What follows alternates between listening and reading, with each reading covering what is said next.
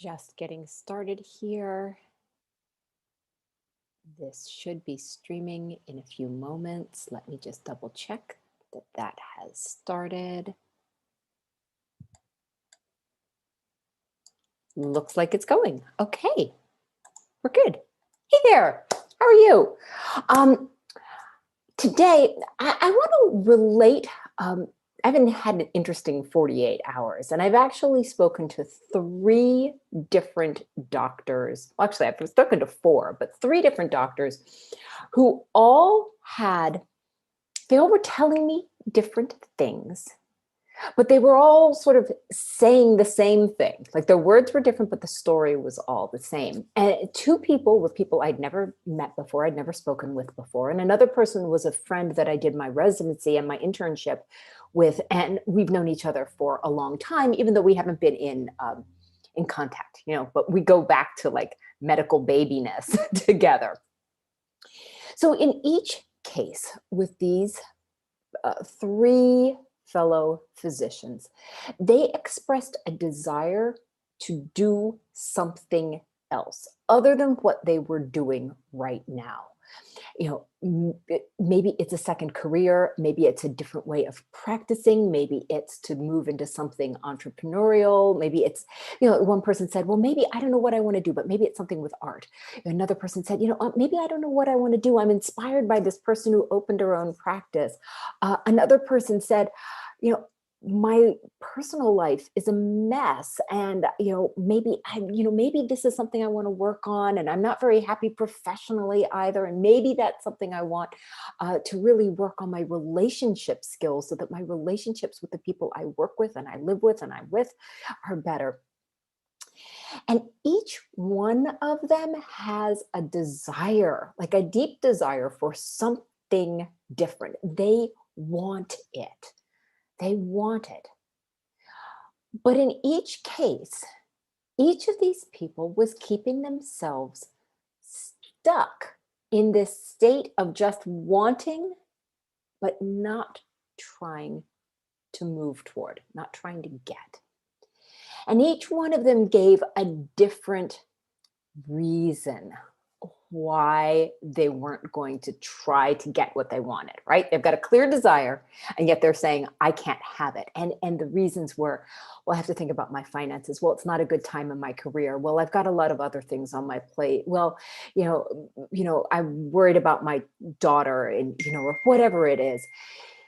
But really, what each of these comes down to, every last one of these comes down to is, because I want to isn't a good enough reason.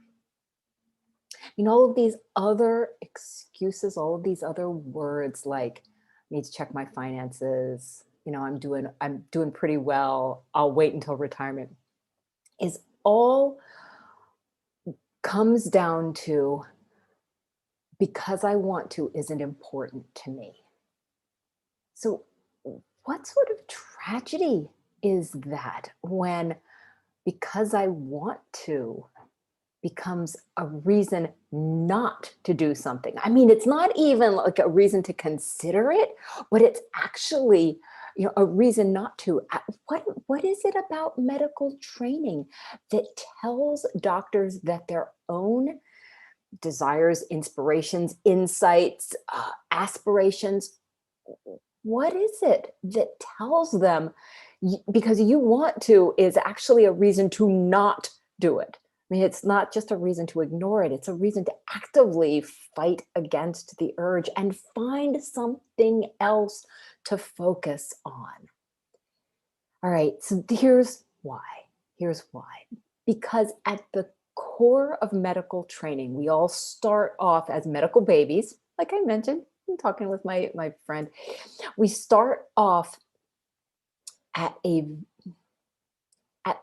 bottom of a hierarchy. And in order to move through that hierarchy and achieve what we want, we always have to put ourselves last. And people are rewarded for not getting what they want if it's in a way that the medical hierarchy says you can't, or if it's even getting out of the medical hierarchy. Yeah. So, part of med school is just, following someone around and hoping that they'll somehow glean enough information to pass a test. I mean, this is true. In medical school, sometimes you're judged on whether or not you're not seen and not heard and not a pain in the butt until somebody asks you that one question that, might be the question that on which their only interaction with you is going to be it, the foundation for your grade. So ask yourself, if you are a physician who is stuck, if you have something you want, but there's something telling you I should pay attention over here, I should get these other ducks in a row, I should get something else lined up, I'm too overwhelmed. Here's what I'm telling you. Underneath there is a belief, there is a voice telling you that because I want this is not good enough. In fact, because I want this is almost a reason to deny yourself of it.